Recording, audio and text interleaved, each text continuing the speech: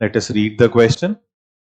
In a cylindrical region, uniform magnetic field which is perpendicular to the plane of the figure is increasing with time, and conducting rod PQ is placed in the region if C is the center of the circle.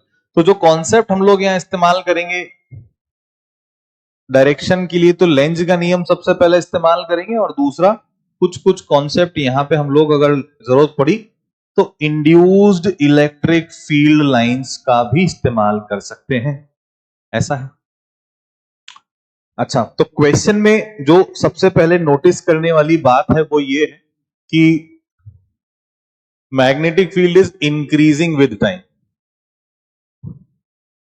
है ना। तो magnetic field क्या हो रहा है, increase कर रहा है। अब अगर मैग्नेटिक फील्ड इंक्रीज करेगा तो मैं किसी ऐसे लूप की बात करूं जो P और Q दोनों पे आता हूं, ठीक है। तो इसका जो फ्लक्स है वो क्या हो रहा है, इंक्रीज कर रहा है, क्योंकि B बढ़ रहा है। तो अब यानी कि क्या होना चाहिए फिर,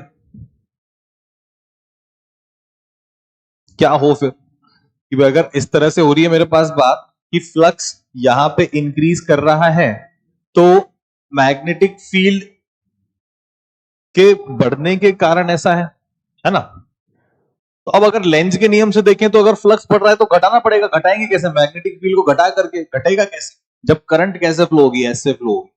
तो यानी कि अगर ये कोई लूप होता तो इसमें करंट कैसे फ्लो हो रही होती, ऐसे फ्लो हो रही होती, ऐसे फ्लो हो रही होती, तो ये इस दिशा से इस दिशा में जा रही है, मतलब ये क्या हो जाता, ये हायर पोटेंशियल हो जाता भाई, और ये कैसा हो जाता, लोअर पोटेंशियल हो जाता। तो P will be at higher potential than Q, तो option A should be the correct one.